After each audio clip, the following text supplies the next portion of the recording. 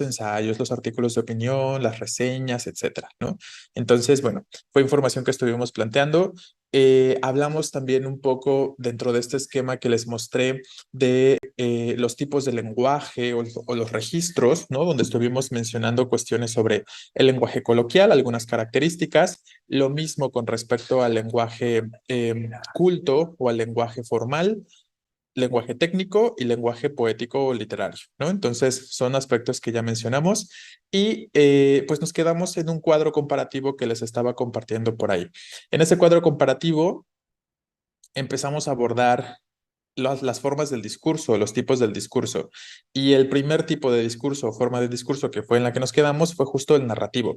Mencionamos las características más básicas del discurso narrativo y pues nada, hasta ahí vamos, ¿no? Entonces les voy compartiendo la pantalla, vamos a retomar esa información o vamos a continuar desde ahí.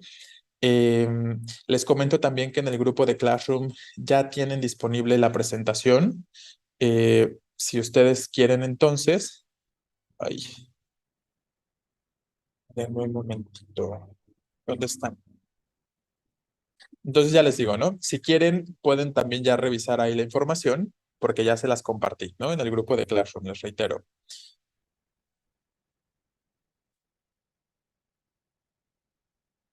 Déjenme nada más, ay, acomodo aquí la presentación y empezamos entonces a revisar desde donde nos quedamos. Entonces estábamos acá, en este cuadrito comparativo, les reitero. Y pues nada, mencionamos, sí nos quedamos con el discurso narrativo, ¿verdad? No hablamos del expositivo, o sí lo mencionamos.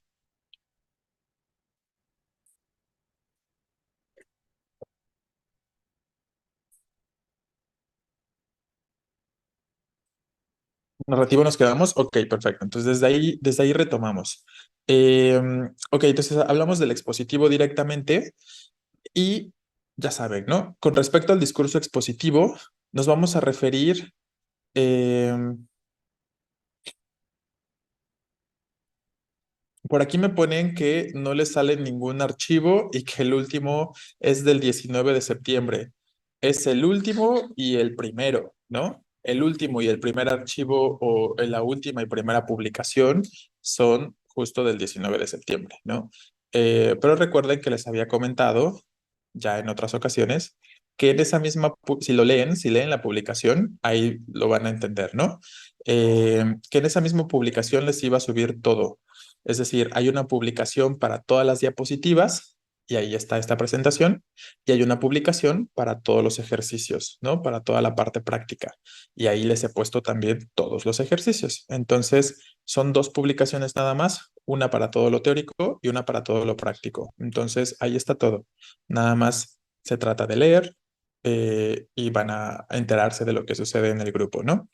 Entonces, bueno, ojo, recuerden que leer es bien importante, ¿no? Si no sabemos seguir instrucciones, si no sabemos ver indicaciones, híjole, complicaciones ahí con respecto a la parte de los textos, de la comprensión y demás. Entonces, recuerden, siempre leer con detenimiento, siempre leer con atención, todo, sobre todo para aspectos de su examen Ceneval, ¿no? Eso es bien importante. Bueno, entonces volvemos a la cuestión de lo que les iba a plantear sobre lo expositivo. Se trata de estructuras de manera concreta con respecto a los textos que son expositivos o los discursos que son expositivos, en los que vamos a explicar algún tema, ¿no? Entonces, si nos damos cuenta de que la manera en la que se plantea la información en el texto es a manera de explicación, ¿no? Como meramente informativo o como si simplemente estuviéramos dando a conocer algún tema en específico, algún dato concreto, algo de información concreta, y entonces estemos mencionando la caracterización de ese elemento, estemos hablando de conceptos, estemos planteando comparaciones. Este tipo de textos suelen construirse de esa forma o este tipo de discursos suelen construirse de esa manera, ¿no? Los expositivos de manera concreta lo que hacen entonces es, como les planteo aquí en el qué es, en esta columna específicamente, explicar algún tema, ¿no? Entonces es lo que vamos a poder identificar. Vamos a las características más específicas con respecto a los discursos que son expositivos. Si estamos hablando de explicar temas, sobre todo nos vamos a encontrar en ese tipo de textos con datos, ¿no? Con hechos o con conceptos. Esto sería lo más común o lo más concreto sobre esta forma del discurso. Podemos encontrar de pronto secuencias descriptivas dentro de algo que es expositivo también. Va a predominar la función referencial de la lengua, que para aquellos que no sepan a qué nos referimos con la función referencial de la lengua o con la función referencial, justo la función referencial tiene que ver con la exposición de información, ¿no? El objetivo de la función referencial, y lo podemos agregar aquí si quieren al ladito, en este cuadrito, es exponer, informar, ¿no? Entonces, ese es el objetivo de la función referencial. Informar sobre alguna cuestión, sobre alguna temática, sobre algún aspecto en específico, ¿no? O exponer información con respecto a algún tema en concreto, ¿vale? Entonces ahí tenemos este par de palabras clave para que entendamos de manera concreta a qué nos referimos por función referencial. También de pronto, el tema que se aborda en un texto que es o que plantea un discurso expositivo tiende a ser explícito. No necesitamos realizar muchas interpretaciones cuando se trata de un discurso expositivo, porque el discurso expositivo pretende ser lo más claro posible, pretende ser lo más evidente posible, y por eso el tema se suele identificar desde el principio del texto, ¿no? Desde los primeros párrafos, incluso desde el título. Recuerden que el título es una herramienta muy importante, y eso tiene que ver también con aspectos de comprensión. Cuando les hacen preguntas con respecto a textos sobre el propósito de un texto, o el tema que se aborda en un texto, la idea central de un texto principal o más importante de un texto, algunos de los elementos que podemos tener en consideración para poder identificar estos factores que se pueden preguntar es justo los primeros párrafos, ¿no? Sobre todo, les reitero, cuando se trata de un discurso que es expositivo de manera concreta. El título, ¿no? El título también nos hace saber cuál es el tema que se va a abordar. Y recuerden que, como decíamos con respecto a la propiedad de la coherencia, pues cuando un texto es específicamente coherente, y es el tipo de textos que se van a encontrar en sus exámenes, como los correctos, evidentemente, ¿no? Pues ahí vamos a notar esta situación, que toda la información que se plantee en el textito debe ser en torno a ese tema. Y entonces, por eso el título es importante, ¿no? Porque el título me hace saber cuál es el tema que se va a abordar y algo me dice con respecto a la idea central o con respecto a la idea principal de un textito, ¿no? Entonces, un elemento importante por ahí. Es común también en este tipo de discursos expositivos el uso de la tercera persona o del modo impersonal. Finalmente, como estamos hablando de hechos o de datos específicos, pues se pretende ser lo más objetivo posible para este tipo de discursos, ¿no? En los discursos que son expositivos queremos ser objetivos, entonces no vamos a encontrar en los discursos que son expositivos, por ejemplo, opiniones, no vamos a encontrar consideraciones o juicios de valor o puntos de vista, al menos no se van a reflejar de manera evidente, ¿no? No vamos a hablar ahí como del yo pienso, yo creo, yo considero, estos elementos se quedan fuera, ¿no? A lo mejor la construcción de un discurso con respecto a la idea de perdón, de lo expositivo tiene que ver más con una cuestión de se considera, ¿no? O se espera que los resultados contribuyan a X cosa, o este tipo de construcciones, ¿no? Donde no estamos hablando desde el yo, sino más bien de manera impersonal o en ocasiones en tercera persona, ¿no? Entonces ahí nos despegamos de la opinión y entonces todo se vuelve más objetivo en este sentido. Sobre todo vamos a encontrar registros formales o técnicos, o sea, un lenguaje más formal o un lenguaje más técnico, también lo podríamos encontrar para este tipo de discursos. Como ya les mencionaba, no vamos a presentar valoraciones o expresiones que denoten posturas personales. Y otro aspecto son las reformulaciones y ejemplificaciones. Este tipo de discursos que son expositivos tienden a presentar muchos de estos elementos, como reformular ideas, estos típicos, es decir, esto es, o sea, ¿no? Que nos introducen a una reformulación de lo que se dice antes, a una explicación, o también introducir ejemplos, ¿no? Con respecto a la información que se esté planteando, los ejemplos suelen esclarecer con mucha mayor precisión a los discursos que son expositivos. Ojo, es importante mencionar también que normalmente los discursos, o más bien los textos, suelen estar conformados por varios tipos de discurso.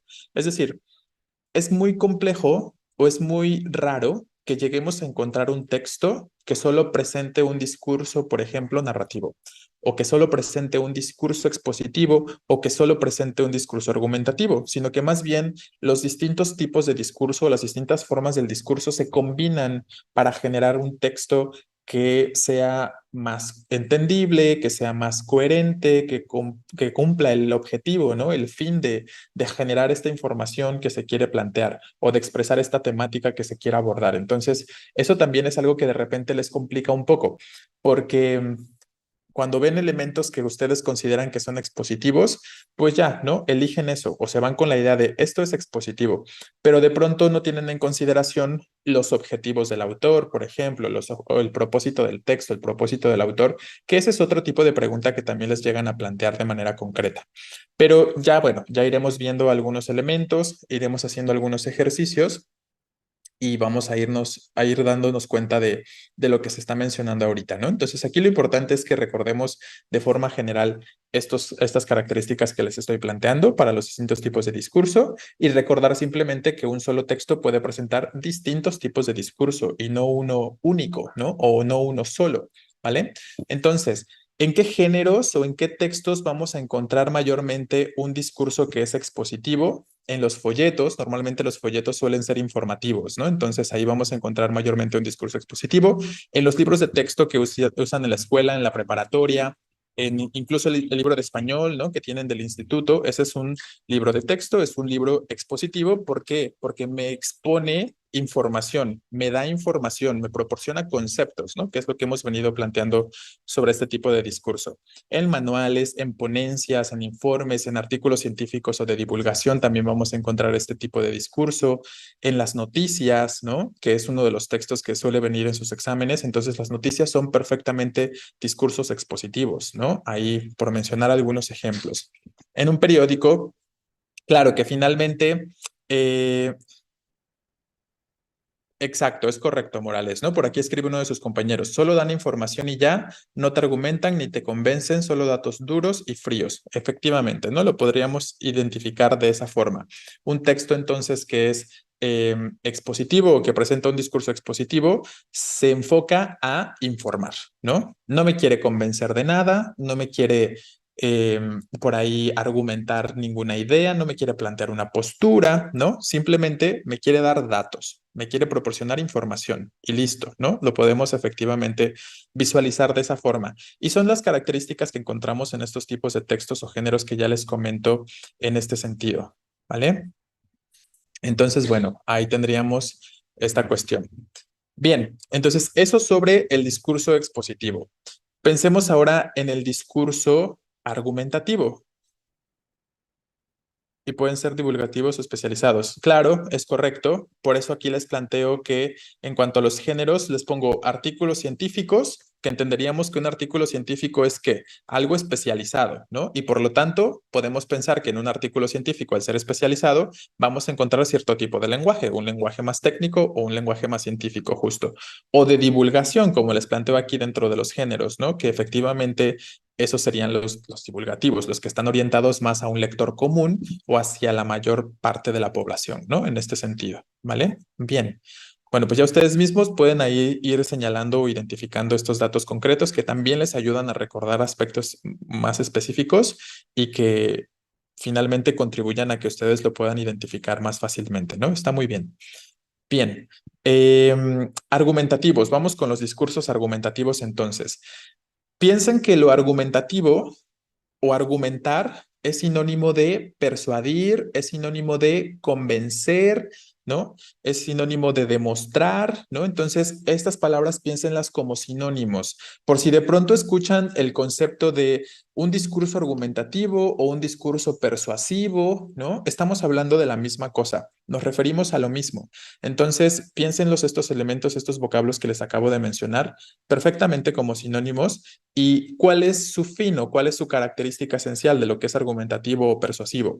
Pues estamos hablando de textos que tienen más un enfoque en presentar el posicionamiento con respecto a algún tema, ¿no? Normalmente en un discurso argumentativo entonces vamos a encontrar el planteamiento de una tesis, o sea, de una idea, pero esa idea plantea una postura a favor o en contra de la temática que se está abordando, pero finalmente no es simplemente hablar de una consideración, de una opinión, sino que hay una argumentación detrás. Por eso se llaman discursos argumentativos. ¿A qué nos referimos con la idea de que existe una argumentación? A que tenemos que presentar fundamentos para lo que se dice, ¿no? O nos vamos a basar en cosas que sirvan como sustento o como fundamento de la tesis que se quiere proponer, ya sea, les reitero, a favor o en contra con respecto a la temática que se quiera abordar. Eso sería la forma general que podríamos plantear con respecto a los discursos argumentativos. Efectivamente, una tesis también es un discurso argumentativo, es correcto. Es como dar o demostrar que lo que yo digo está bien, argumentando para demostrarlo. Efectivamente, ¿no? Esa es justo la situación para los discursos argumentativos. Ajá, pruebas, efectivamente también funciona esta idea. Si puedes pensar en presentar pruebas para convencer o fundamentos para convencer, efectivamente. Todos estos elementos que están mencionando funcionan como características que les pueden ayudar a identificar de manera concreta a un discurso argumentativo, ¿no? Correcto. Bien. Entonces, ese sería el concepto general. Vamos a mencionar algunas características un poquito más concretas sobre lo que es argumentativo.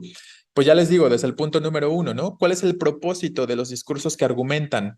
Persuadir, ¿no? Convencer, demostrar, que les reitero que finalmente estas palabras funcionan básicamente como sinónimos, ¿vale? Normalmente en los discursos que son argumentativos, lo que se hace es plantear dos opiniones, ¿no? En este sentido, al presentar dos o más opiniones o más posiciones que se contrapongan entre sí, ¿no? Como hacernos notar lo que se dice a favor y lo que se dice en contra. Y con respecto a ello, pues hacer reflexionar al lector o hacer que el lector tome una decisión al respecto, ¿no? Si posicionarse a favor o posicionarse en contra con base en los argumentos que el texto pueda presentar, ¿no? Si yo quiero convencer a una persona en un discurso que evidentemente será argumentativo de por qué es importante legalizar el aborto, pues entonces, como persona que escribe, tengo que presentar ciertos argumentos, ¿no? ¿Qué puedo utilizar como argumento? ¿Qué se me ocurre en este momento, ¿no? La legalización del aborto permite que la vida de las mujeres que optan por esa decisión esté protegida, ¿no? Que se haga de forma segura y no de forma clandestina y que represente un mayor peligro para la persona que decida abortar, ¿no? Por ejemplo. Entonces, todos estos elementos que podamos decir a favor o en contra de la temática que se quiera abordar, justo funcionan como argumentos. Y es lo que vamos a identificar en este tipo de discursos, que presentemos, como dice por ahí uno de sus compañeros, pruebas, digamos, ¿no? Esa sería la cuestión de la argumentación de forma generalizante, ¿vale?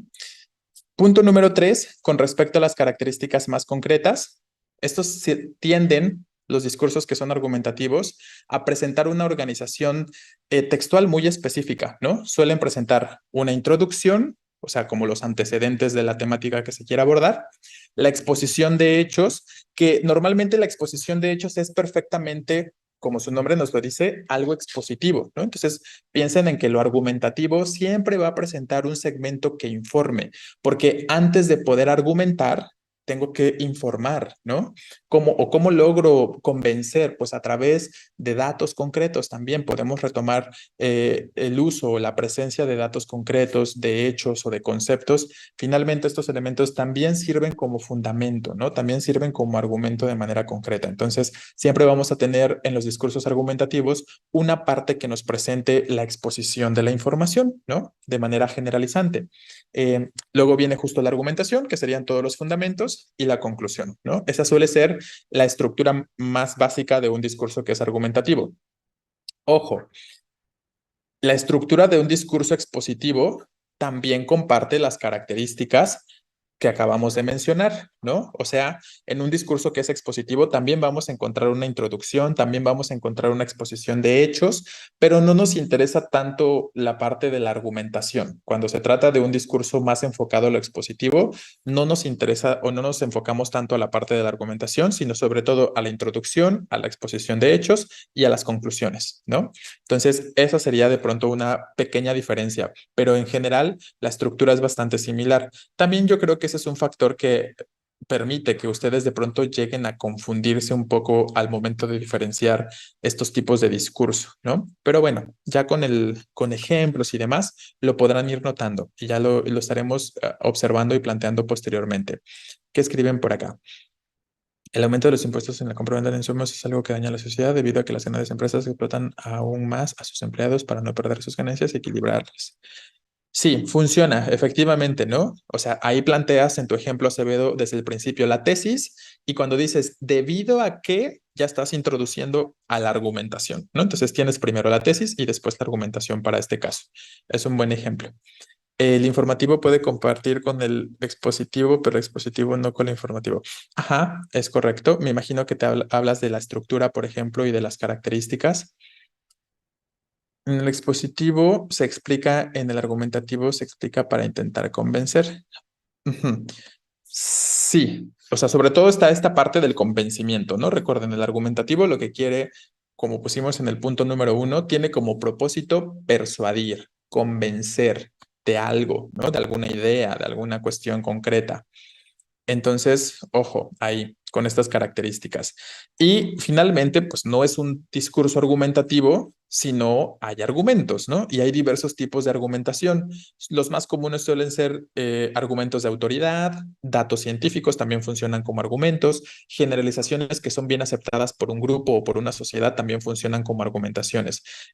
Ahí, por ejemplo, lo que podemos considerar como un argumento de autoridad es como retomar las palabras de alguien más que es experto en el tema, ¿no? Entonces, si a lo mejor yo quiero hablar de algún aspecto que tenga que ver con medicina, pues a lo mejor retomo la investigación que un médico o un doctor muy reconocido en cierta área ha realizado antes y yo nada más retomo sus palabras. Primero, pues para hacer saber que no soy yo quien está inventando esto y que no soy yo el único o el primero que habla con respecto al tema, sino también justo para que funcione como un argumento de autoridad, ¿no? Lo dice esta otra persona que es experta y reconocida en la temática, entonces tiene toda la validez, ¿no? Es un poco la situación ahí con respecto al discurso de autoridad. Sí, correcto, Moreno, ¿no? Finalmente lo podemos resumir de esa forma. ¿En qué géneros o en qué tipo de textos podemos encontrar mayormente discursos argumentativos? En cartas de solicitud, ¿no? Ustedes pueden pensar en cartas de solicitud. La vez pasada, el domingo, les preguntaba o les planteaba a sus compañeros que entraron a esa sesión de domingo. Eh, yo creo que todos han leído en sus exámenes de práctica esta cartita en la que un estudiante de no me acuerdo qué carrera, creo que de arquitectura, si no me equivoco, solicita una carta para poder solicitar después una beca, ¿no? Entonces, justo esa sería la situación. Ahí podemos pensar, piensen en ese textito que ya lo han leído para que tengan como ahí un referente de forma ahorita inmediata. Eso sería una carta de solicitud. Entonces, en cualquier documento o carta donde yo genere una petición, en ese caso pedir una carta, pedir una beca, pedir un comprobante de algo, ¿no? Donde haya cualquier tipo de petición, podemos considerar que es una carta de solicitud. Claro, siempre y cuando mantenga el formato de carta, ¿no? Donde tenemos la fecha, el destinatario, el remitente, estos elementos que ustedes ya deben saber que conforman a una carta finalmente, ¿vale? Entonces, ese es un tipo de texto, las cartas de solicitud, donde vamos a encontrar una argumentación, la intención de convencer. En el debate también, evidentemente, los debates, ¿qué pasa por ahí? Pues que son personas que presentan posturas opuestas con respecto a un tema, ¿no? A favor y en contra. Entonces, igual nos quieren convencer de tomar alguna postura en un debate. Los textos políticos y religiosos, lo mismo, también van a presentar argumentaciones para convencernos de votar por tal partido o para convencernos por afiliarnos a tal religión, ¿no? O a tal ideología política o religiosa. Los artículos de opinión, los textos publicitarios, los ensayos, las críticas, por ahí comentaban las tesis también. Todos estos textos van a presentar mayormente este tipo de discurso argumentativo, ¿vale?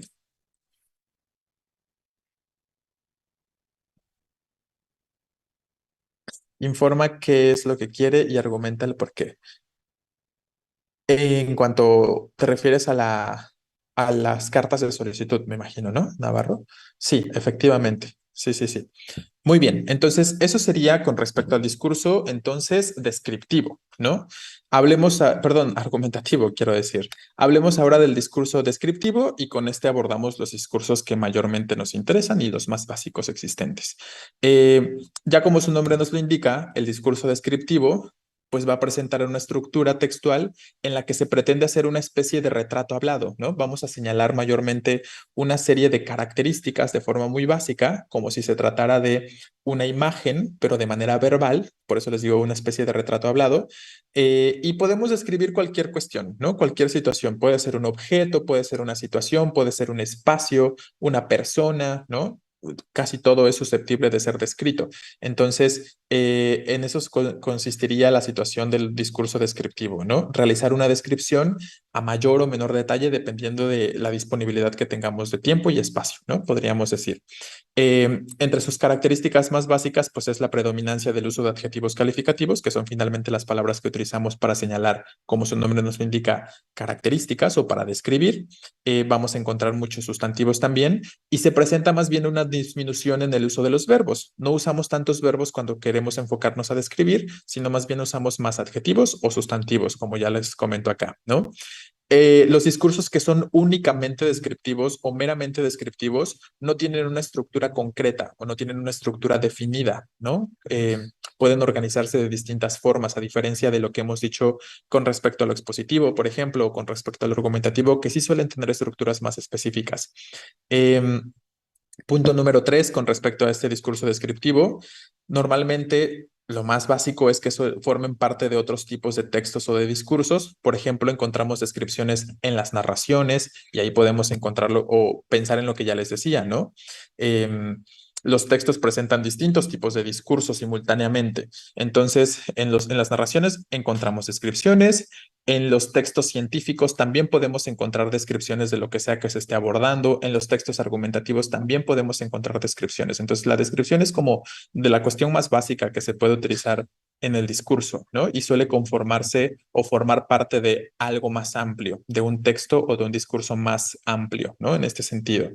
Y finalmente, pues podemos clasificarlas en dos grandes tipos o grupos, las descripciones literarias y las técnicas. Las que son literarias, finalmente pretenden señalar textos específicamente narrativos y las que son técnicas son textos expositivos, ¿no? Por aquí preguntan, ¿una biografía sería descriptivo? Tendrías que pensar en cuál es el objetivo final de una biografía. A ver, ¿tú crees que el objetivo final de una biografía es señalarnos una serie de características de la persona de la que se cuenta su historia de vida o es informarnos sobre su historia de vida? Y luego, ojo, también hay distintos tipos de biografías, por ejemplo, ¿no? Hay biografías que son literarias, hay biografías que son perfectamente expositivas y que solo señalan datos concretos y datos que podamos considerar hechos, ¿no? De manera concreta. Entonces, a veces ustedes quieren saber como de forma muy concreta o de forma muy específica si un texto es esto o lo otro, ¿no? Pero la realidad, hay, exacto, biografías narrativas, a eso me refería con que eran literarias, efectivamente narrativas. Entonces, la realidad es que algunos textos pueden caber dentro de distintos formatos, ¿no? Por lo que les comentaba hace un momento. Recuerden que los textos pueden presentar distintos tipos de discurso, ¿no? Entonces, como los textos pueden presentar de pronto distintos tipos de discurso, pues sí podemos llegar a señalizar que de pronto sea algo más narrativo. Una biografía entonces puede presentar un discurso narrativo si es meramente literaria, o puede presentar un discurso expositivo si está más enfocado en simplemente proporcionar datos con respecto al personaje. Entonces, esa es la cuestión, que de pronto hay textos que no se pueden encasillar de forma tan concreta, y esa es una realidad, ¿no? Afortunadamente para ustedes, los textos por los que les preguntan normalmente en sus exámenes de Ceneval, sí son un poquito más concretos o sí tienen características más específicas que lo va a facilitar mucho más, ¿no? Entonces, con respecto a los textos que van a preguntarles en su examen de admisión, sí vamos a señalar ahorita, justo después de esto, una serie de características más concretas, más específicas, que les va a ayudar a concretar una respuesta de manera más simple o más sencilla, ¿vale? Bueno, eso quiero pensar, ¿no? Que les ayudará a concretar una respuesta más de forma más sencilla. Entonces, ¿Qué tipos de textos suelen presentar un discurso mayormente descriptivo? Las cronografías. Las cronografías son básicamente pues, una crónica, ¿no? Las crónicas o cronografías tienen características descriptivas, ¿no? Suelen ser detallados en cuanto a la descripción de algo, las crónicas, ¿no? Pero como les pongo acá, la crónica también puede ser narrativa si se está enfocando a contar una historia, por ejemplo, ¿no?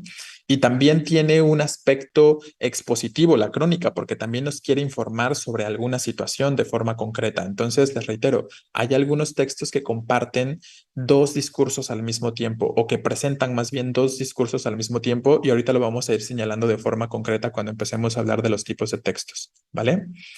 Entonces, ojo ahí con esta situación. Entonces describen cada hecho sucedido, ¿no? Efectivamente, ¿no? Efectivamente hablamos de una descripción de los hechos cuando se trata, por ejemplo, de una crónica. Entonces, la crónica incluye algún aspecto descriptivo, es correcto. Entonces, ¿qué otros? La topografía, que la topografía es básicamente la descripción de un lugar físico, ¿no?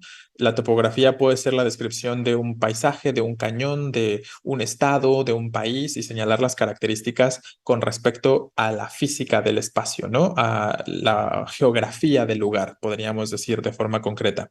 La prosopografía, que es la descripción también física, pero de personajes, por ejemplo, en textos narrativos. Cuando encontramos descripciones, solemos encontrar descripciones que están más enfocadas a decirnos cuáles son las características físicas del personaje, cómo es su cabello, cómo es su estatura, cómo es su complexión, el color de su piel. Estos aspectos pertenecerían a una prosopografía, a una descripción, perdón, a una descripción más bien física. Y la etopeya también es una descripción del personaje, pero más con respecto a aspectos de su personalidad, aspectos internos, ¿no? Como si la persona es inteligente, si la persona es amorosa o si el personaje es alegre, ¿no? Este tipo de situaciones tienen que ver más con la etopeya. Entonces, prosopografía es una descripción externa del personaje y etopeya es una descripción interna, perdón, psicológica del personaje en todo caso, ¿no? Para diferenciar estos dos elementos. El retrato también, evidentemente, pues es señalar una serie de características. Entonces, bueno, ahí tendríamos los elementos que más nos interesa señalar sobre las distintas formas del discurso. A lo mejor en este momento están pensando como, bueno, ¿y esto para qué? ¿No?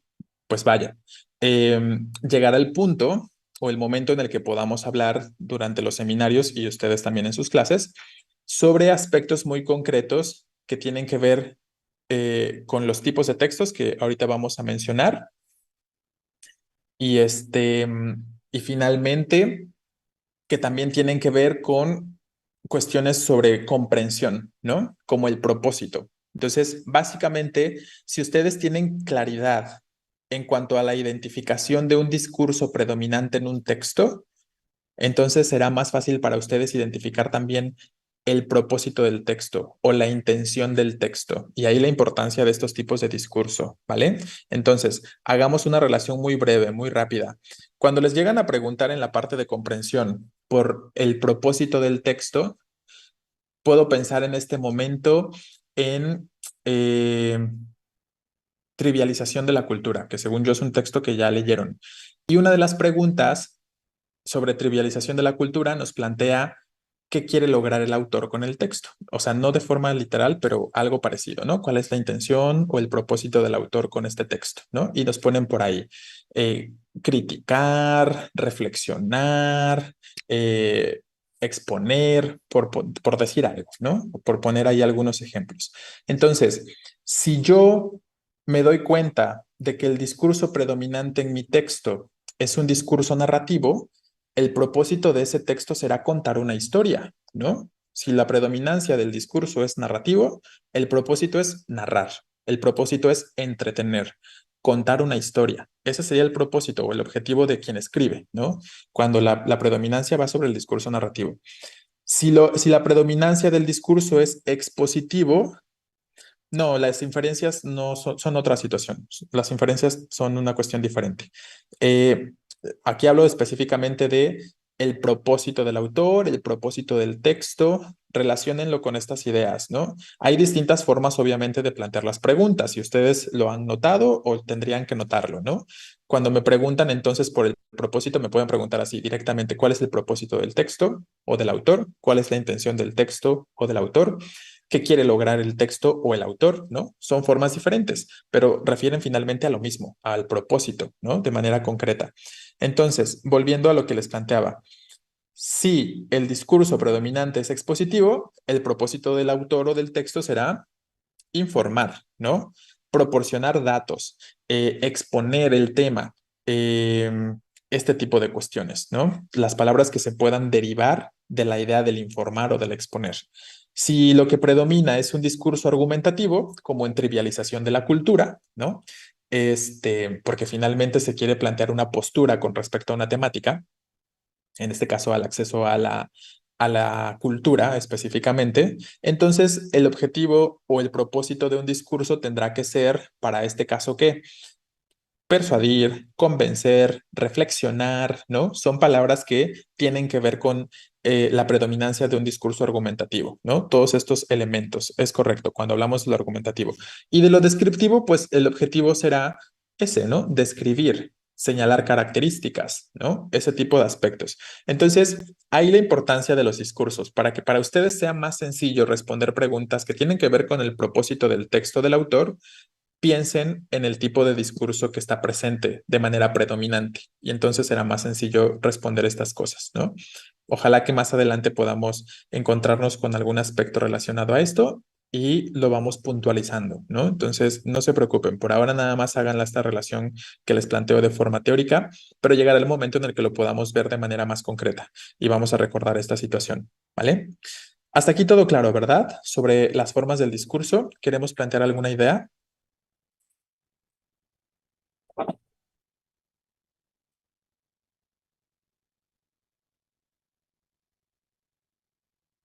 Ok, bien. Continuamos entonces. Ahora sí vamos a entrar. Déjeme borro esto. Ahora sí vamos a entrar a los textos que más nos importan y que son los que vienen en su examen y a señalar las características concretas de estos textitos, ¿no? Incluido el tipo de discurso que nos vamos a encontrar. Por ahí hace rato preguntaban, ¿en la reseña a qué discurso corresponde? Ahorita lo vamos a ver, ¿no? Cuando hablemos en concreto de la reseña, ¿vale? Entonces, hablamos primero de forma general de los géneros textuales, ¿no? Entonces, ¿qué pasa con los géneros textuales? Que van a representar o que son simplemente una clasificación de los textos. Eso es un género textual. La forma en la que yo puedo clasificar o encasillar a un textito de acuerdo a sus características. Entre las características que podríamos plantear es justo el tipo de discurso que está presente, como lo veníamos mencionando hace un momento, ¿no? O el propósito, justo el propósito del discurso, del texto, ¿no? Estos elementos son los que nos ayudan, entre otras cosas, a generar cajitas en las que podamos meter distintos tipos de producciones textuales y que podamos englobar dentro de una generalización o dentro de un grupo concreto, ¿no? Esa es la idea de la cuestión de generar o de crear más bien géneros, perdón. Entonces, bueno, empezamos con los textos periodísticos.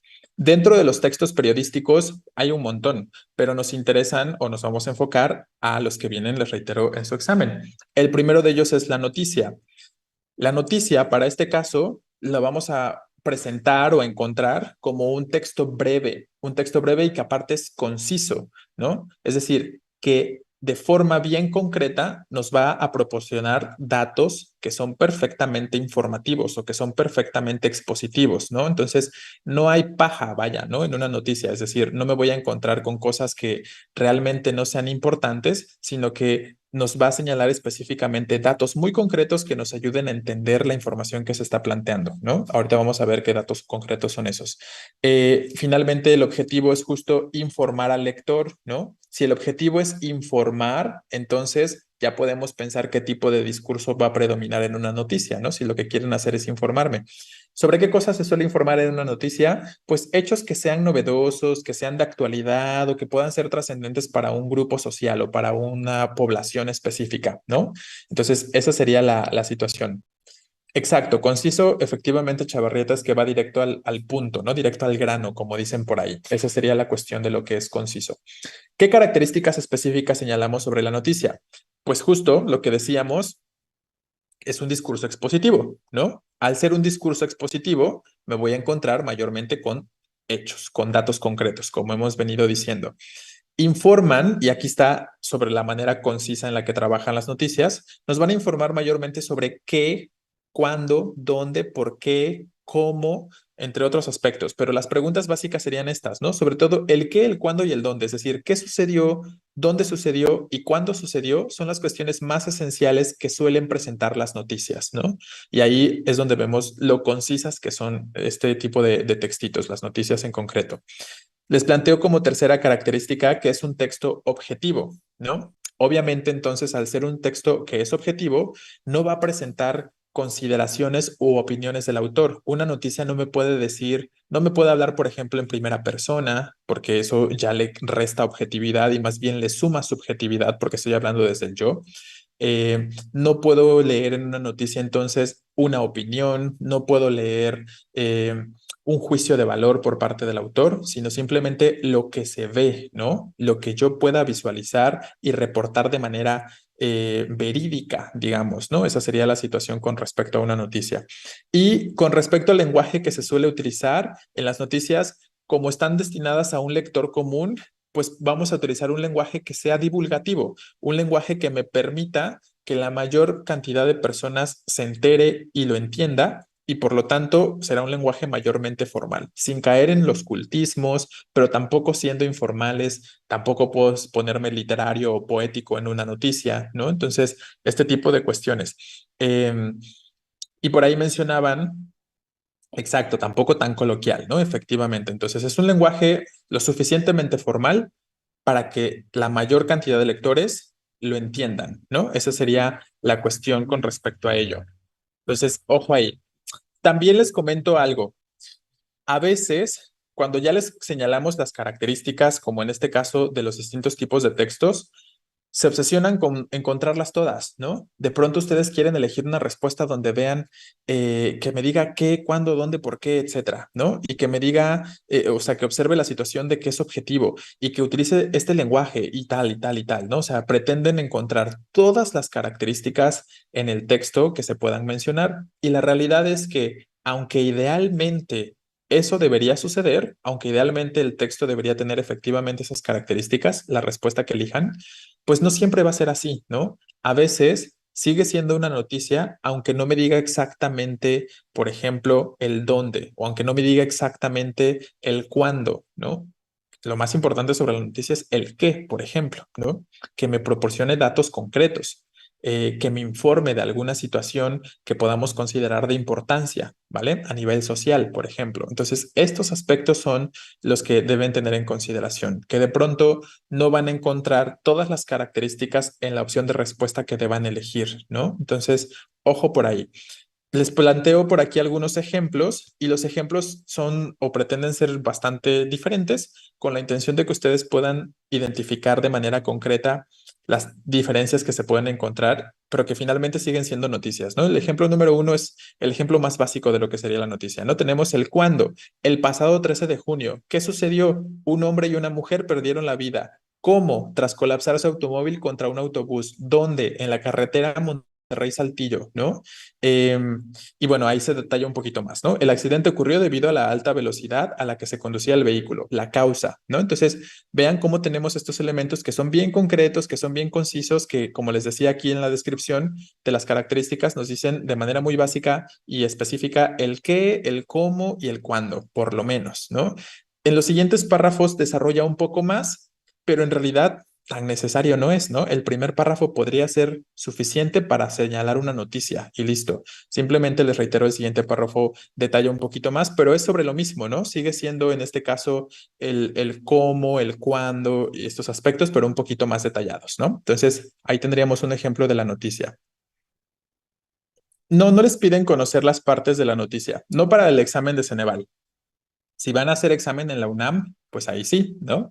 En el examen de la UNAM sí es más seguro que les puedan preguntar algo con respecto a la estructura de la noticia. Pero para el Ceneval es nada más saber identificar una noticia y listo, ¿vale? Entonces, bueno, ahí tenemos un primer ejemplo. Vamos a ver otro que también es noticia, pero con algunas diferencias, ¿no? O con algunas ausencias en características. Dice, en los últimos 10 años, el robo de motocicletas a nivel nacional se duplicó. Entre 2012 y 2021, el robo de motos en todo el país pasó de 10,000 y cacho a 20,000 y cacho, mientras que las inscripciones de motos en los registros del automotor registraron una tendencia a la baja. En 2012 se inscribieron más de 600,000 y en 2021 fueron apenas 395,000, un 50% menos. Este crecimiento del 100% de los asaltos de motos en la última década no se repite con otro tipo de vehículos. Entonces, esto también es una noticia, pero desde una perspectiva un poquito distinta, ¿no? No es una noticia tan concreta como la anterior, con estas características que ya señalamos, pero presenta varias de las características que dijimos, ¿no? Usa un lenguaje que el lector común puede entender sin ningún problema. Sí nos señala un cuándo al indicarnos la temporalidad, cuando nos dice en los 10 últimos años, nos habla del qué finalmente, exacto, no especifica a lo mejor de manera concreta el dónde, pero sigue siendo un texto perfectamente informativo de carácter noticioso, ¿no? Se nos está proporcionando información concreta, ¿vale? Entonces, esa sería la cuestión con respecto a este ejemplo. De ahí en fuera, pues presenta finalmente las características más básicas que hemos mencionado, ¿vale? Entonces, ojo, piensen en que existe esta posibilidad, en que la opción de respuesta que yo tenga que elegir no necesariamente tiene que ser tan concreta, tan específica, ¿no? Esa sería la situación, ¿va?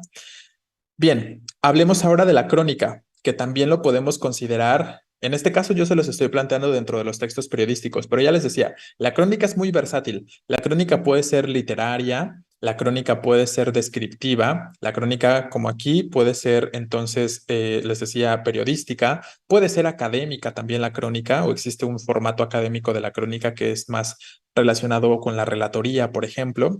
Pero bueno, esas son las cuestiones con la crónica, que es muy versátil, como les decía. De manera concreta, vamos a decir que es un relato breve. Entonces, si yo pienso que es un relato breve, obviamente, dentro de los discursos que vamos a encontrar ahí, pues es el discurso narrativo. La crónica básicamente nos puede contar una historia sin ningún problema, ¿no? Entonces, esa sería la cuestión sobre la crónica. Es un relato breve que plantea una sucesión de hechos en orden cronológico. Eso es lo que más nos interesa con respecto a la crónica, que podamos identificar o distinguir esa sucesión temporal, ¿no? Ese orden específico en el que fueron dándose los hechos. ¿Qué sucedió de principio a final con respecto a aquello que yo, con respecto a ese suceso que yo quiero plantear a manera de crónica, ¿no? Entonces, eso es lo más básico que deberíamos identificar, encontrar el inicio y el final, ¿no? Y el inicio y el final se pueden presentar de distintas maneras. Ahorita lo vamos a ir planteando en las características más específicas. Entonces, esa sería la situación. El inicio y el final de la descripción de los hechos es lo que más nos interesa identificar cuando se trata de una crónica. En cuanto a sus características, pues ya les digo, no es un discurso narrativo expositivo. Expositivo porque termina informando, pero la forma en la que se plantea el suceso o el hecho, pues tiende a ser a manera de relato, como algo narrativo específicamente. Entonces, ya les decía, la sucesión temporal o la sucesión de los hechos en orden cronológico lo podemos encontrar de distintas formas. Y aquí les planteo, a través del uso de marcadores temporales, es decir, palabras como al principio, primero, en un inicio, ¿no? Claramente esto nos indica, como ya los pueden suponer, pues el inicio. Eh, Después, posteriormente, enseguida, más tarde, luego, todos estos marcadores que son temporales nos indica la sucesión, lo que viene después. Al finalizar, finalmente, para concluir, hay muchas formas, ¿no? Finalmente, o muchas palabras o expresiones que podríamos usar o identificar y que nos indican entonces esta sucesión temporal. Entonces, ese es un elemento, los marcadores temporales que nos indican el inicio y el fin, ¿no? Cómo se van desarrollando los hechos. Pero también podemos encontrarnos crónicas que utilicen más bien horas, ¿no? O fechas específicas. Podría ser a las 10:45 del miércoles de la semana, del miércoles 27 de junio, eh, se suscitó un accidente que me obligó a no presentarme al trabajo, ¿no? A las 11:30 decidí salirme del camino para mejor regresar a casa, ¿no? Porque sabía que no me iban a pagar el día. A la 1, por fin estaba de regreso a casa, en casa, y decidí tomarme el día viendo películas, ¿no? Entonces ahí podemos pensar en esta sucesión temporal, ¿no? Que se está dando a través de las horas. O les reitero, de pronto podría ser a través de sucesión de años, ¿no? Entonces, como en una línea del tiempo, eso es algo cronológico, finalmente, ¿no? Si lo piensan, una línea del tiempo nos presenta un avance cronológico y también podríamos encontrar años por ahí, ¿vale? Entonces son algunas de las características que nos van a señalar el inicio y el final. Exacto, mientras vamos avanzando en la sucesión o en la narración o en el relato, vamos describiendo los hechos, efectivamente. ¿Qué otras características? Pues pretende ser minuciosa. La crónica pretende ser minuciosa en cuanto al abordaje de los hechos. Podría escribirse en primera o en tercera persona, ¿no? Si la escribo en primera persona es porque yo estoy involucrado en el hecho que estoy relatando, ¿no? Pero también lo podríamos escribir en tercera persona de manera concreta y ahí más bien somos testigos de lo sucedido, ¿no? Específicamente. Y en cuanto al lenguaje, pues puede ser muy variado. El lenguaje en una crónica puede ser formal, puede ser incluso coloquial. Si estoy señalando o construyendo una crónica frente a mi grupo de amigos o a mi familia, pues seguramente el lenguaje que utilice va a ser un poco más coloquial, ¿no? Si pretendo ser un poco más en un contexto de académico de la escuela, pues a lo mejor me apego más a un registro formal, ¿no? Entonces, aquí los aspectos pueden variar. En sus exámenes, yo he notado que suelen venir sobre todo crónicas deportivas, por ejemplo. La crónica deportiva es muy básica o muy común, quiero decir, pero también crónicas un tanto más narrativas, ¿no? En primera persona, como me desperté muy contento porque tenía que ir a votar, pero cuando llegué había un meeting o bueno, una huelga y no dejaban que nos acercáramos los votantes a las urnas, a las casillas, ¿no? Entonces, ahí podríamos plantear otro formato, ¿no? Estoy pensando en cuestiones que puedo recordar de las cosas que a lo mejor han visto en sus exámenes. Entonces, esa sería la situación. ¿Podría repetir la segunda característica? ¿Cómo repetir? Pues ahí está escrita, ¿no? O sea, ¿qué se supone que debería repetir de la segunda característica? O sea, ¿de qué manera quieres que la repita? Ah, explicarla. Ok. Eh, pero ¿qué parte? O sea, ¿qué es lo que no, qué es lo que quedó en duda?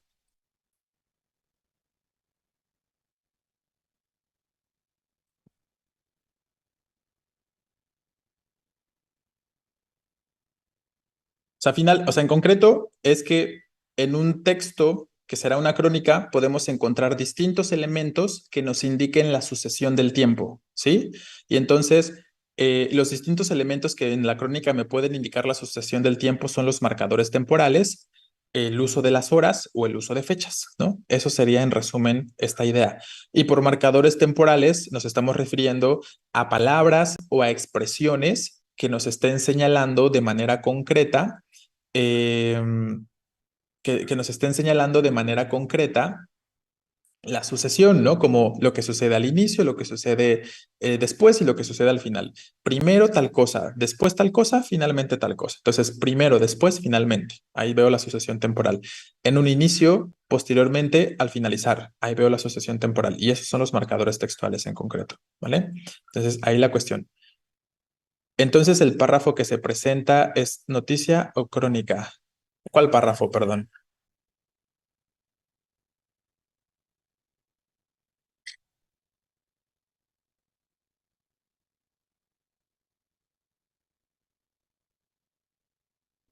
El de las motos robadas, pues noticia, ¿no? Lo acabamos de mencionar. Mira, si observas la asociación de las diapositivas, dice noticia, características, ejemplos de la noticia, evidentemente, uno y dos, ¿no? Entonces, este dos corresponde al ejemplo dos de las noticias.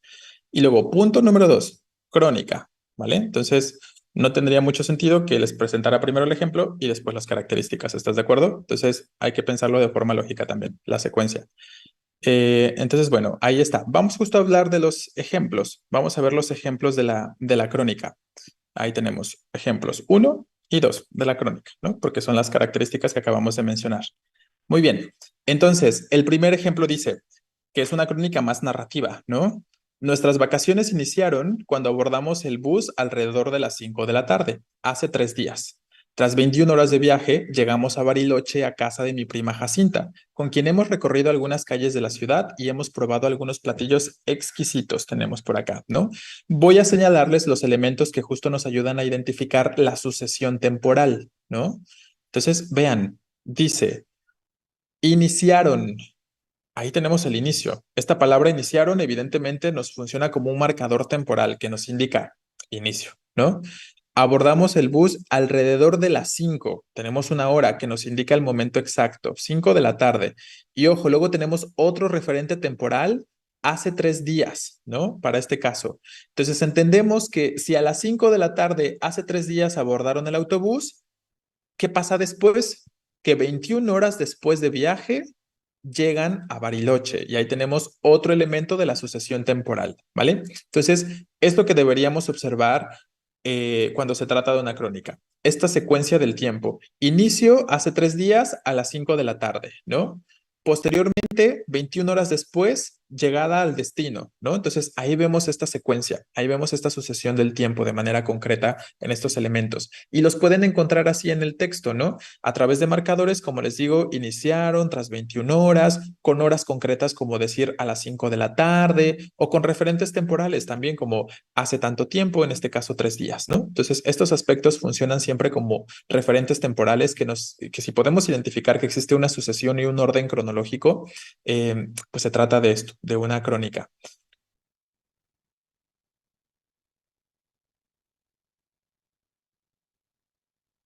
O sea, aquí estoy encerrando como un conjunto de palabras que podemos identificar, compañera, un grupo de palabras que podemos identificar como el elemento de la temporalidad, ¿no? Entonces, la idea completa de tras 21 horas de viaje llegamos a Bariloche me ayuda a identificar esta totalidad en cuanto a lo que sucede después, ¿no? ¿Qué sucede después de iniciado el viaje hace 3 días a las 5 de la tarde?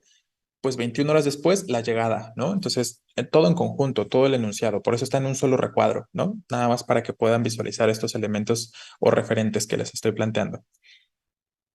Ajá, es una descripción de los sucesos, ¿no? Pero de manera bien concreta, de manera bien definida, ¿no? De manera muy ordenada.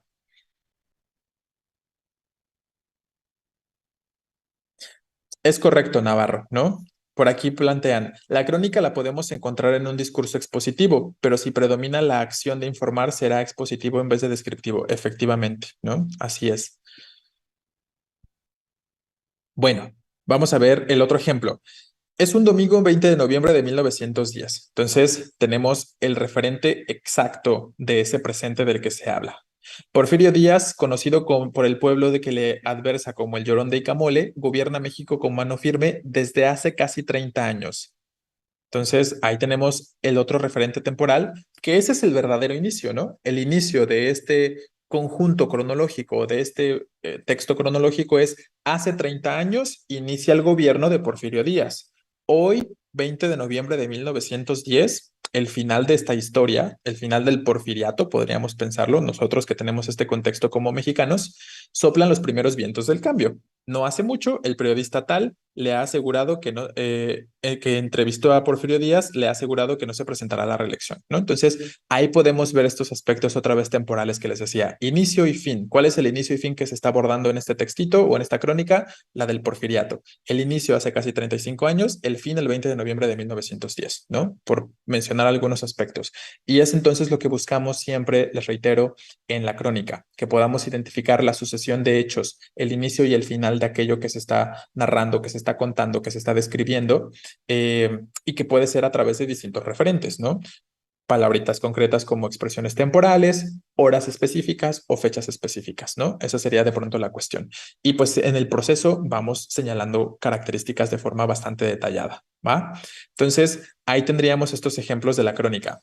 ¿Tenemos alguna pregunta con respecto a la crónica que quisiéramos plantear?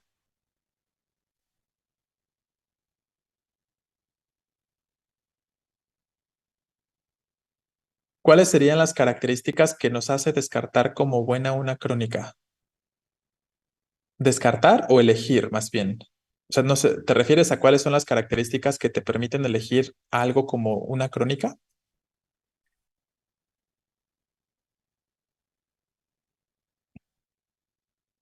O sea, si te refieres a cuáles son las características que me permiten elegir la crónica, pues las que acabamos de mencionar, ¿no? Literalmente. Estas, mira, estas son las características. Discurso narrativo. Y ahí está tu respuesta, Osornio, ¿no? Preguntabas, ¿estos textos son expositivos o narrativos? Las dos cosas. Por eso les pongo acá. Discurso narrativo expositivo, o sea, plantea ambos aspectos. Depende de cuál sea la cuestión más concreta del ejemplo, ¿no? Del ejemplo que tengamos frente a nosotros. Entonces, guarda el aspecto narrativo porque finalmente se plantea a manera de relato por la sucesión que se va planteando de los hechos y lo expositivo radica en que el objetivo en muchos casos es simplemente informar, ¿no? Informar lo sucedido. Entonces, plantea estos dos elementos o estas dos características de forma concreta.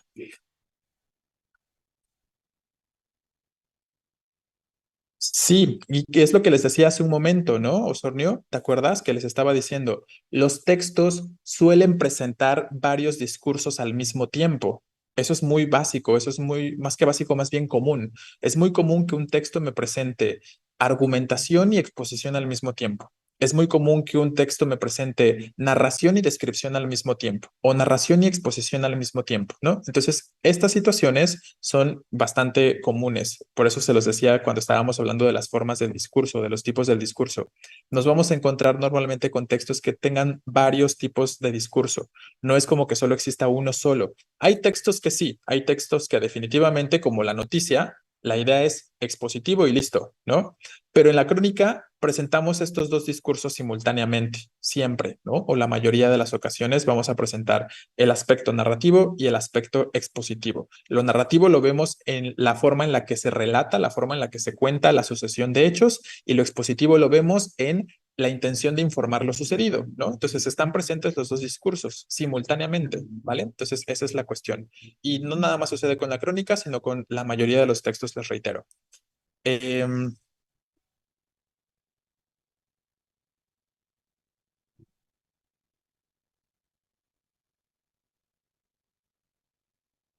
A ver, no, o sea, como que no le encuentro mucho sentido a tu pregunta, Alonso. Por aquí ponen, ¿cuáles serían las características que no nos harían escoger una opción?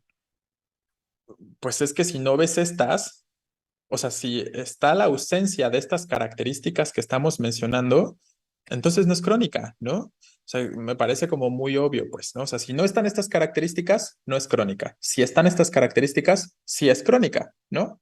Es decir, esta sería como la cuestión básica, ¿no? O sea, mientras tú puedas identificar en la opción de respuesta que vas a elegir la sucesión temporal, el desarrollo en orden cronológico, seguramente ya tienes ahí una crónica, ¿no? El inicio, el desarrollo de inicio a fin, seguramente ya tienes ahí una crónica, ¿vale? Entonces son los elementos más básicos, vaya, esa sería la cuestión por ahí.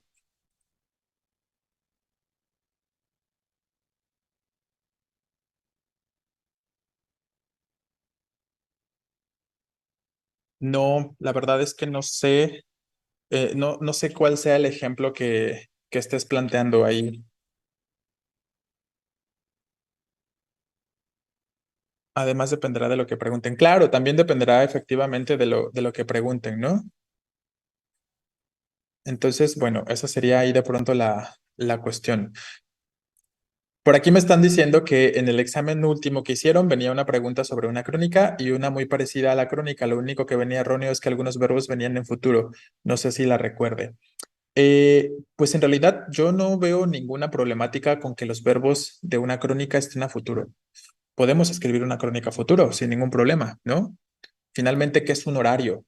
Un horario es una forma cronológica de desarrollar acciones, ¿no? De desarrollar situaciones de manera concreta.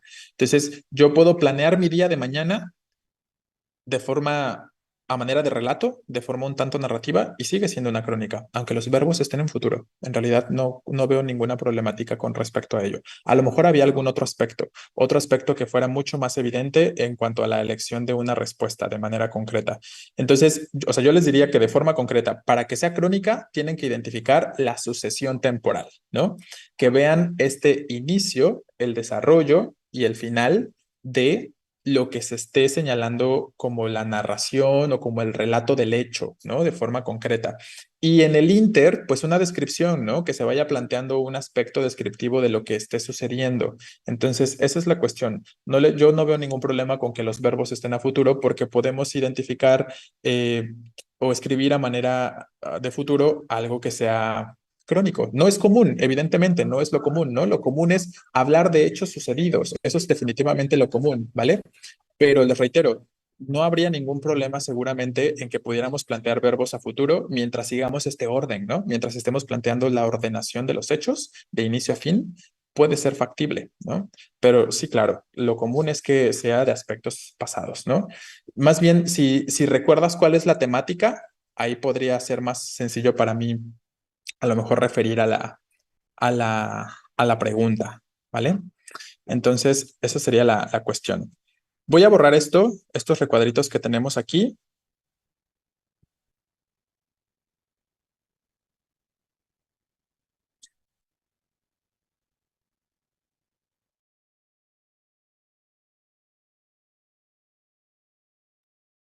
Exacto, ese es un factor, ¿no? Por aquí escribe uno de sus compañeros. Lo que importa es que se detallen los hechos minuciosamente, detallito a detallito.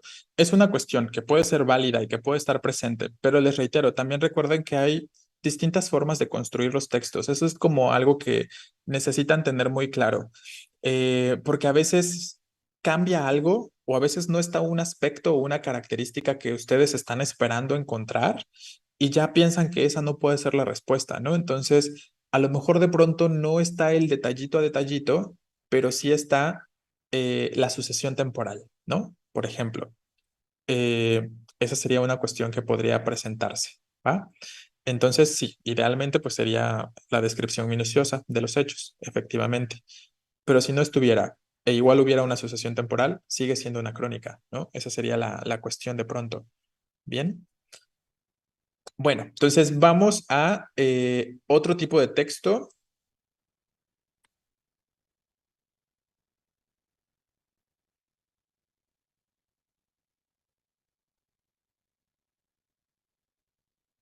¿Qué hora es? 22:18. Ok, si quieren podemos tomar un par de minutitos para tomar agua, para ir al baño si lo necesitamos y en un par de minutos ahorita retomamos, ¿vale? Y empezamos a hablar del artículo de opinión.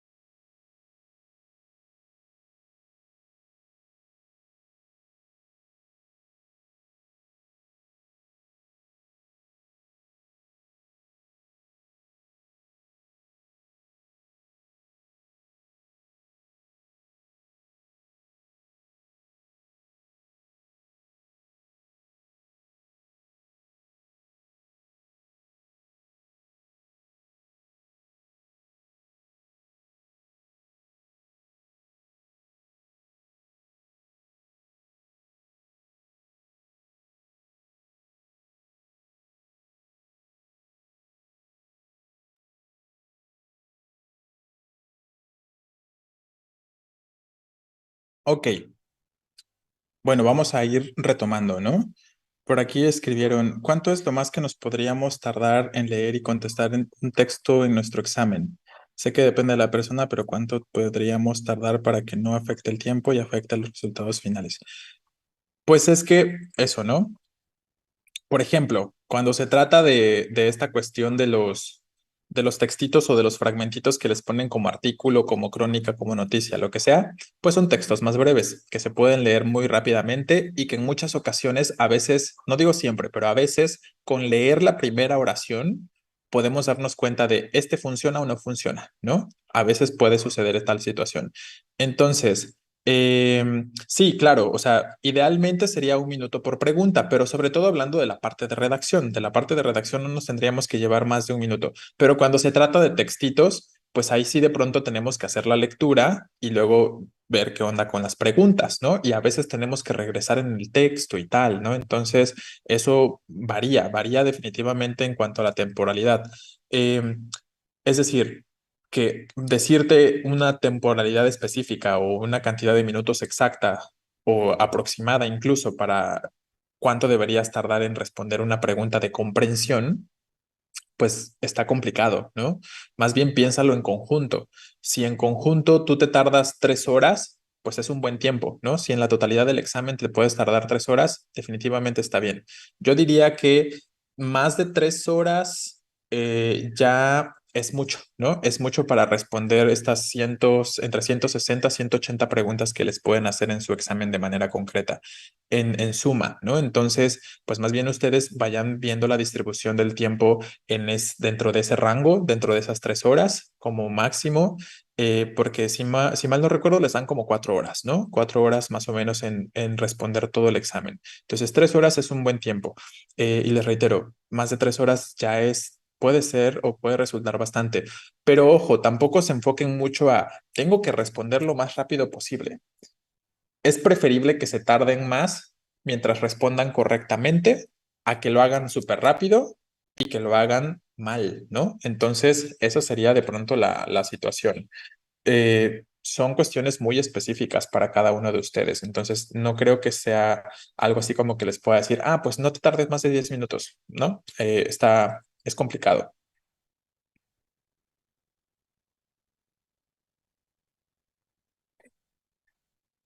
Em, por aquí preguntan si cuando se trata de textos lo ideal es no leerlo de nuevo o haberlo comprendido a la perfección.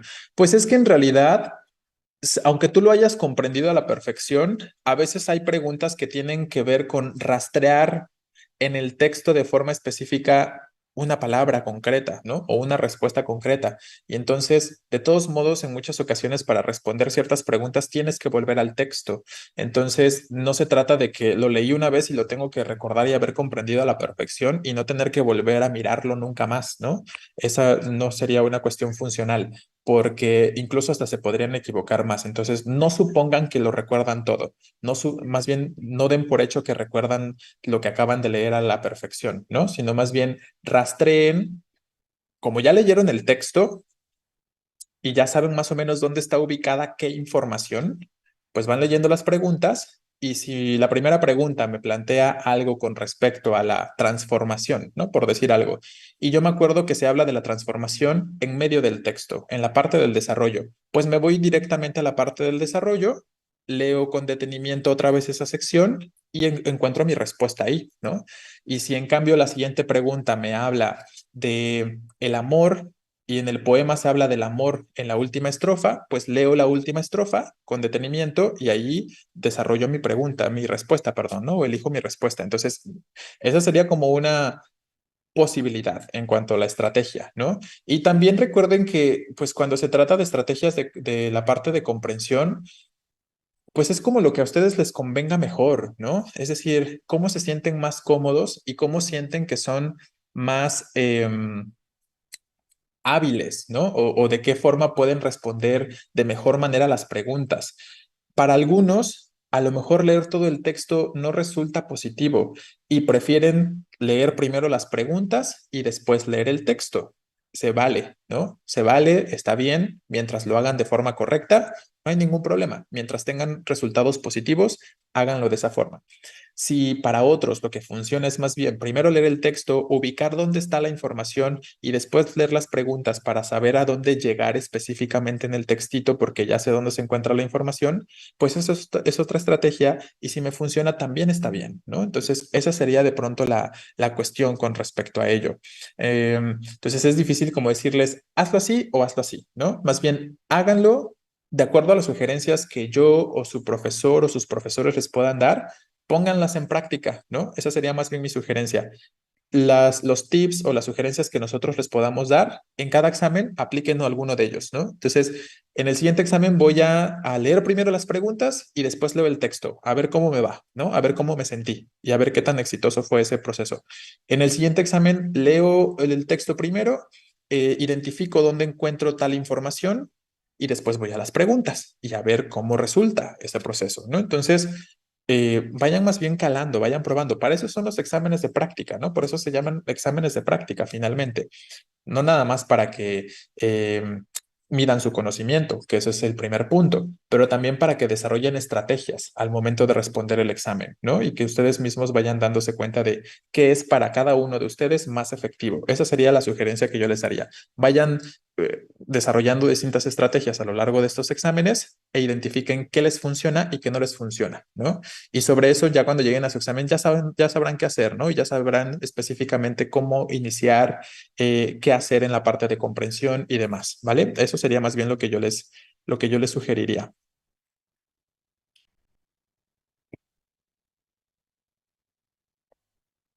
Bueno, entonces vamos a hablar ya de los artículos de opinión para que podamos retomar la información.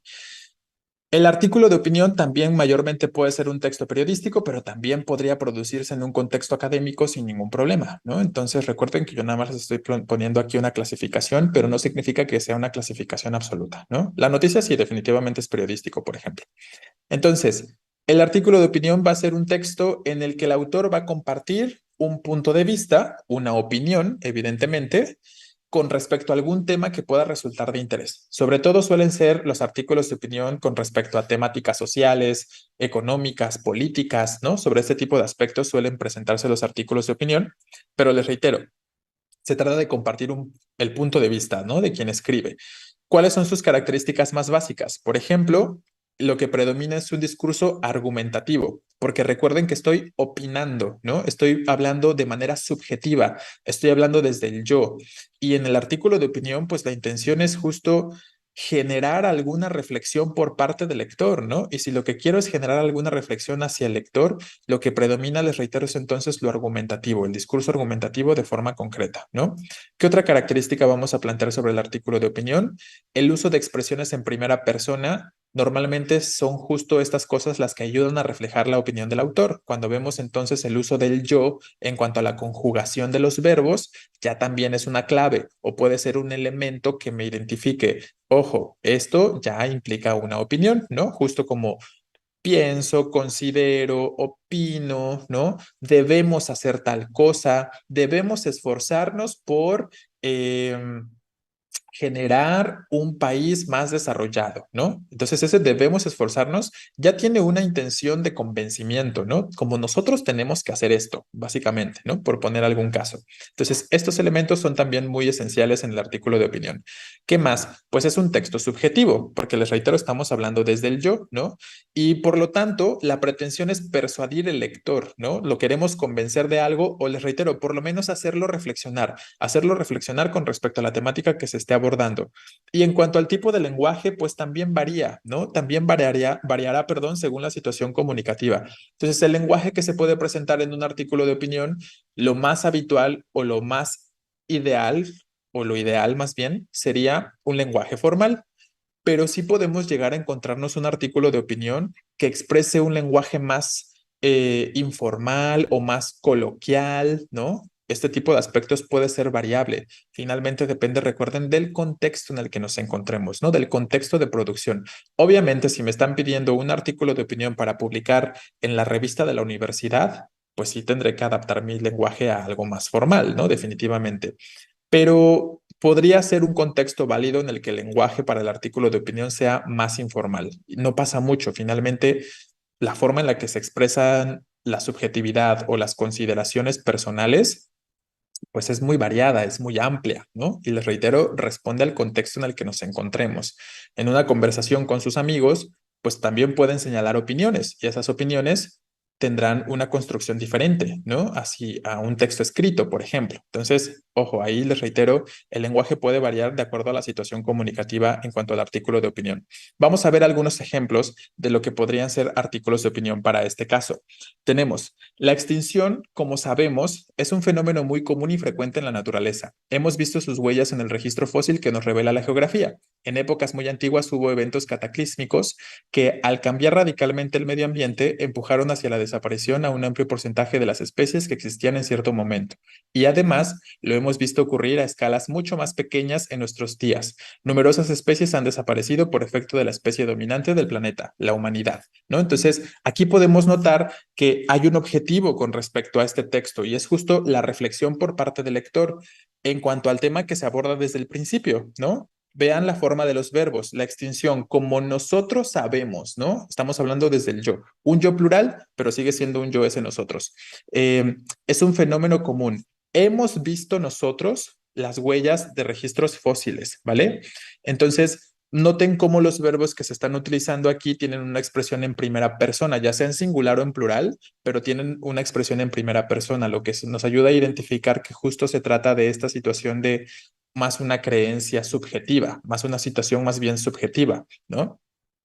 Y podemos notar la intención de hacer reflexionar, ¿no? De hacer reflexionar al lector. En este caso, de cómo hemos contribuido a la extinción de distintas especies como humanidad, ¿no? De manera específica, ¿vale? Y cómo a efecto de nosotros como humanidad, muchas especies han desaparecido del planeta, ¿no? Es básicamente lo que nos dice de manera muy concreta. Y estos son los elementos entonces que podríamos identificar de forma más básica en el artículo de opinión, que notemos que estamos proporcionando una consideración personal, algo que se pueda plantear como subjetivo, y pues nada, que finalmente corresponda a esta situación o esta intención de hacer reflexionar al lector, ¿no? Ese es un ejemplo. Vamos a ver otro. El Internet en casa dejó de funcionar, cosa grave en estos tiempos de home office. La empresa proveedora me dijo que el módem requería un reemplazo, así que al día siguiente envió a un técnico para realizar el trabajo, un tipo parlanchín, simpático, que durante los 45 minutos de su visita no atinó a ponerse bien el tapabocas, dejaba la nariz afuera la nariz, y que ante mi clara incomodidad al respecto, insistió en que no hacía falta preocuparse. El COVID-19 en realidad no existía. Era todo un invento de los medios, una fachada para intentar implementar un nuevo orden mundial. Entonces, vean, este es también un artículo de opinión, pero que se expresa a manera de relato, pero sigue siendo un artículo de opinión, ¿no? Aunque yo pueda identificar que tiene características de relato o como si se estuviera contando una historia, la intención es la reflexión, ¿no? Invitar a la reflexión al lector y cuál es el tema sobre el que se quiere hacer reflexionar, sobre la situación esta o la opinión o la idea de algunas personas de que el COVID justo no fue una situación real, no es algo que realmente exista o haya existido, sino que más bien es una fachada, nos dice ahí, ¿no? Para implementar un nuevo orden mundial. Entonces, ahí podemos ver estos aspectos. Se está planteando la perspectiva o el punto de vista de alguien con respecto a una temática como el COVID en este sentido. Exacto, es como una opinión dentro de una opinión en este ejemplo, ¿no? Efectivamente. Entonces, ahí tendríamos esta cuestión. Podemos observar estos elementos que tienen que ver con fijar posturas, con plantear estos aspectos de en torno a una temática específica, ¿no? Y el uso, como hemos dicho, de distintos recursos. Entonces, hay muchas formas en las que se pueden construir los textos y eso es como algo que deben tener en consideración. No se casen con las cuestiones más formales, con las cuestiones más características que les puedan señalar o que les podamos señalar nosotros, ¿no? Porque sí, están tal y tal y tal y tal característica y esto sería el modelo ideal, el ejemplo ideal, ¿no? Por decir algo, de la noticia, de la crónica, de el artículo de opinión, de lo que sea. Pero todos van a tener otros formatos también, de construcción, de estructuración. Y en su examen Ceneval se pueden encontrar con esos formatos. De hecho, vienen esos otros formatos, vienen los formatos que no son los más clásicos, que no son los más habituales o que no van a presentar todas las características absolutas que les hayamos mencionado, sino que pueden presentar diferenciaciones. Y entonces, con lo que se deben quedar es con el concepto general, ¿no? Lo que planteamos aquí como el concepto general, donde se comparte un punto de vista con respecto a algún tema de interés, en el caso del artículo de opinión. En el caso de ¿dónde está? En el caso de la crónica, igual el concepto general, relato breve que plantea una sucesión de hechos en orden cronológico, podemos identificar un inicio y un final de la descripción de los hechos, ¿no? Eso sería lo más básico que siempre va a estar presente en una crónica o que siempre va a estar presente en el artículo de opinión. Ya las otras características, algunas faltarán, algunas otras sí estarán, ¿no? Entonces, eso puede ser un poquito más variable, ¿vale? Entonces, esa sería mi sugerencia. Piensen en el concepto más general y se van a equivocar menos que si solo se enfocan a identificar que venga esta característica, que esté esta característica, ¿no? Porque si no está, entonces ya no lo elegimos, ¿sí? Entonces esa es la cuestión.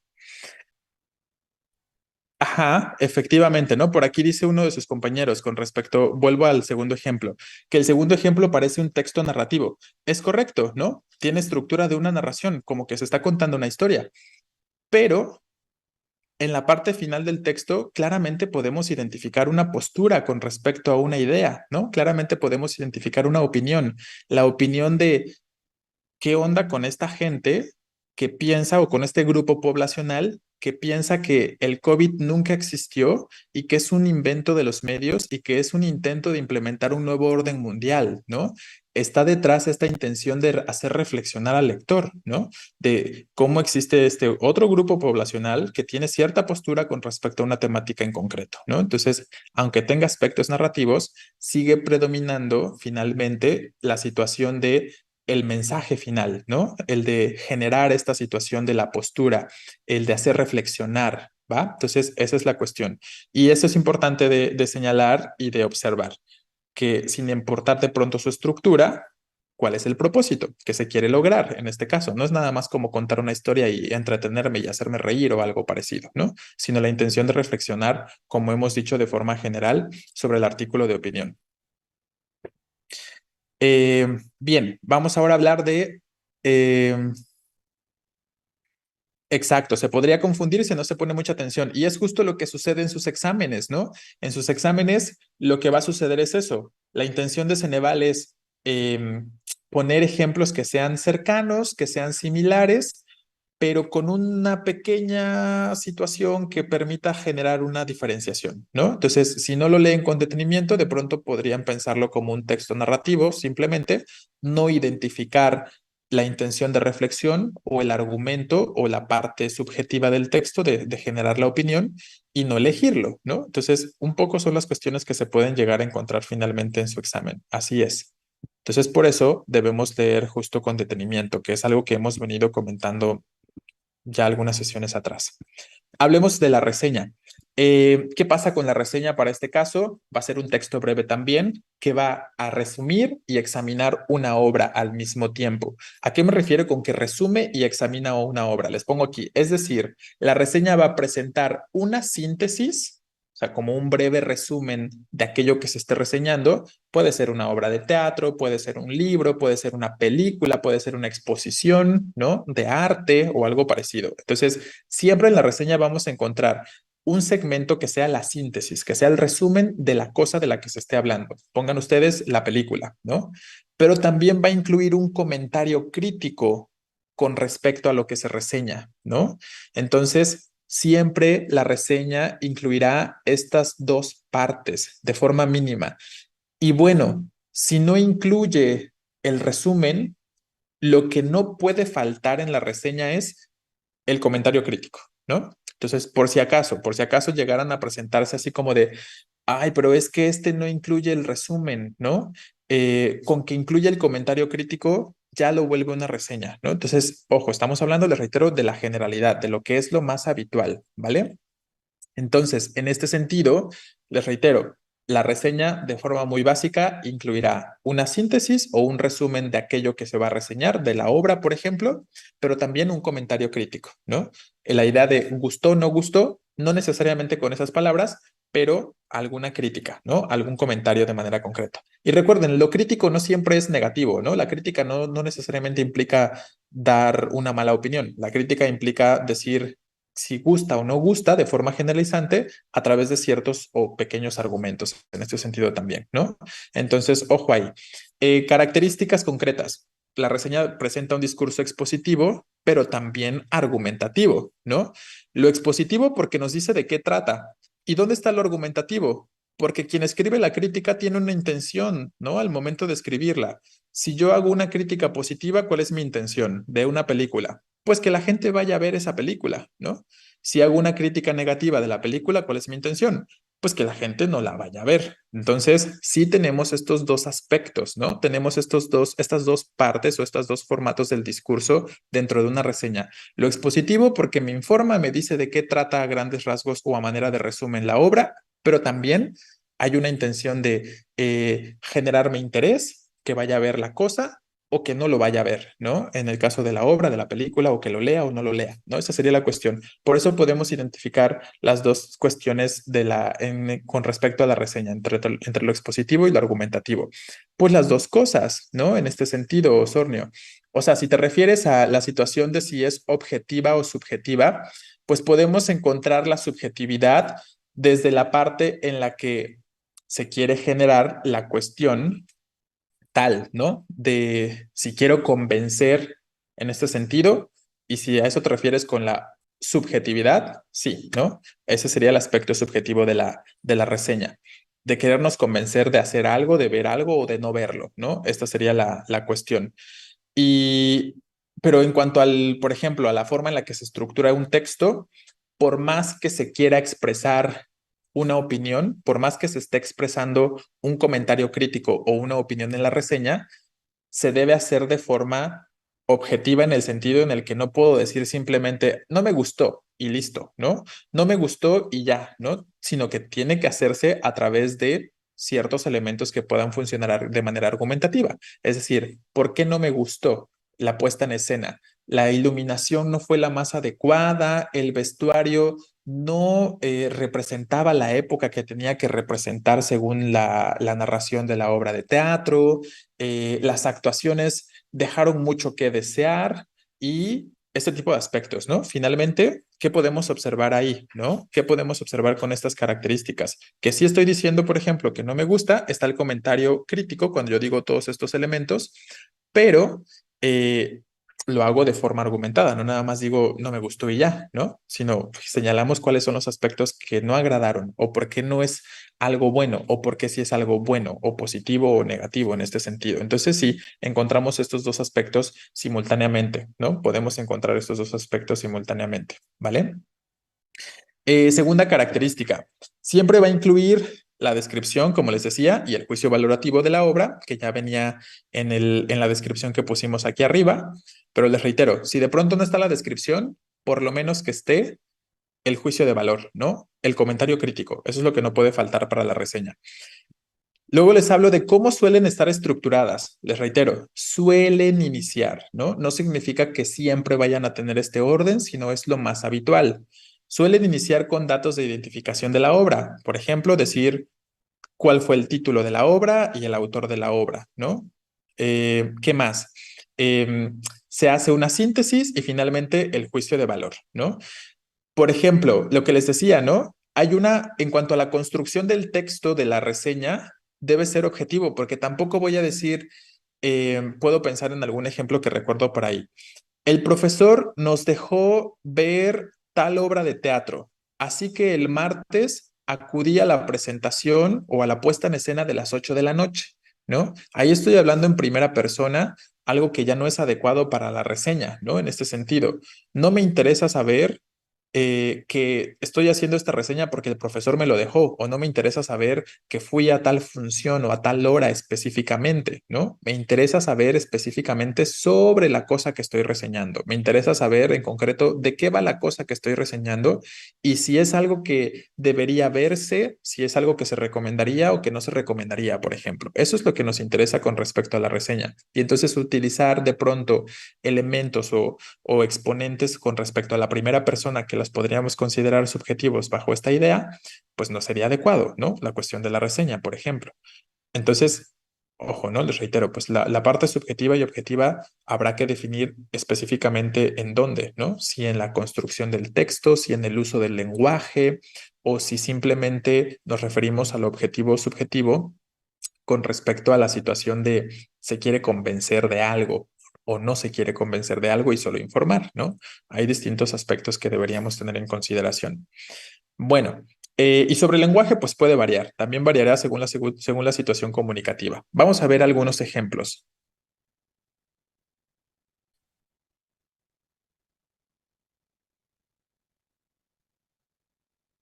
Ah, claro, sí, sí, sí. Más bien, cuando yo hablo de una variación del lenguaje en la reseña, no me refiero necesariamente a que haya un lenguaje coloquial, ¿eh? Recuerden que hay varios tipos de lenguaje. Recuerden que hay lenguajes técnicos, lenguajes formales, lenguajes literarios y lenguajes coloquiales, ¿no? Entonces, cuando hablo de una variación del lenguaje en cuanto a la reseña, sobre todo me refiero a lo formal, una transición o un movimiento entre lo formal y lo técnico, ¿no? Esa sería la cuestión a la que me refiero en cuanto a la variación del lenguaje, porque efectivamente, como tú dices, si la opción de respuesta dijera, pues la neta me aburrió y no entendí nada, hasta me quedé dormido, pues eso es muy coloquial y definitivamente no pega porque estamos buscando ser formales o más bien objetivos con respecto a la construcción de la reseña. Pero sí una reseña podría presentar un lenguaje más especializado o más técnico, ¿no? Sí, porque normalmente ¿quién escribe una reseña? Pues un especialista en la cosa, ¿no? Una reseña no la escribe regular, a menos que la dejen en la escuela o algo parecido, pero una reseña bien, en este sentido, más profesional, digamos, pues una reseña sobre cine, sobre una película, la escribe alguien que sea conocedor del tema o un experto en el tema, ¿no? Definitivamente. Esa sería como de pronto la cuestión. Y los expertos en los temas suelen utilizar o tener un vocabulario más especializado, ¿no? Que pueda describir estos aspectos. Entonces, en cuanto a la variación del lenguaje, en cuanto a la reseña específicamente, sobre todo me refiero a una oscilación entre lo formal y lo técnico, ¿sí? Entre lo formal y lo especializado. De eso de manera concreta. No tanto pensando en lo informal o no tanto pensando en lo literario, sino entre lo formal y lo técnico, ¿vale? Esa sería más bien la situación o como aclaración si quieren verlo. Bien, veamos los ejemplos y yo creo que con esto vamos a terminar por el día de hoy. Dice el primer caso, Hilos Invisibles, la exposición individual de Evelyn Politzer. Aquí tenemos algunos elementos que les decía, ¿no? El título de aquello que se está reseñando, el autor, es lo más habitual iniciar de esa forma, presenta una amplia gama de los trabajos de la autora. Vean, nos dice después de qué trata esta exposición. Particular mención tendría que recibir los nidos que se encuentran a mitad del salón de exposiciones, ¿no? Nos está hablando de alguna parte de esa exposición con respecto a los nidos que se encuentran. ¿Qué mejor metáfora para el hogar, para un lugar seguro, que un nido? La autora incorpora toda la ternura y la intimidad ideal del concepto. Cada uno de ellos representa todas las cualidades que ofrece un buen hogar, un lugar que abraza sin atrapar, sin limitar. Entonces, ojo, esta última parte es justo donde podemos ver el juicio de valor o el comentario, ¿no? La parte crítica de manera concreta, porque estamos diciendo que podemos encontrar elementos de ternura, de intimidad que representarían a la familia, ¿no? O las cualidades que puede ofrecer un buen hogar y pues esto último necesariamente no es algo que expresa la autora, ¿no? Sino finalmente vienen de las consideraciones de la persona que está describiendo esta exposición o que estaba planteando esta exposición. Sí, podemos identificar que le agradó, ¿no? Que le gustó la exposición para este caso. Veamos el otro ejemplo. Han pasado 4 años desde la última entrega de Parque Jurásico. Los dinosaurios se han integrado al mundo moderno y el guionista Colin Trevorrow cierra la trilogía de Mundo Jurásico, perdón. Las escenas tienen un ritmo trepidante. Ahí está la parte descriptiva, ¿no? Que tiene que ver más con el comentario, con la parte crítica. Entonces nos dice, las escenas son trepidantes, los efectos especiales han mejorado y se intenta introducir un mensaje ecolopesimista, aunque queda en segundo término. A pesar de esto, ya lo hemos visto todo, por lo que la película no presenta nada original. Entonces, esta es más bien como un comentario crítico que está como en medio, ¿no? No dice tanto que le gustó ni que no le gustó, sino que presenta simplemente las cosas positivas que él ve son, y que son los comentarios o las partes críticas justo, los efectos que han mejorado, la intención de introducir un mensaje ecolopesimista, aunque no se aprovecha del todo, y luego también señala algunos aspectos que no son tan positivos o tan favorecedores y que también tienen que ver con la parte de la crítica, ¿no? No presenta nada original la película, ¿no? En concreto, esa sería la cuestión de la parte crítica aquí. Entonces, bueno, son los elementos que debemos tener en consideración o que debemos estar pensando cuando se trata de la reseña de manera concreta, ¿vale? ¿Hasta aquí tenemos alguna pregunta sobre este tipo de textito, sobre la reseña?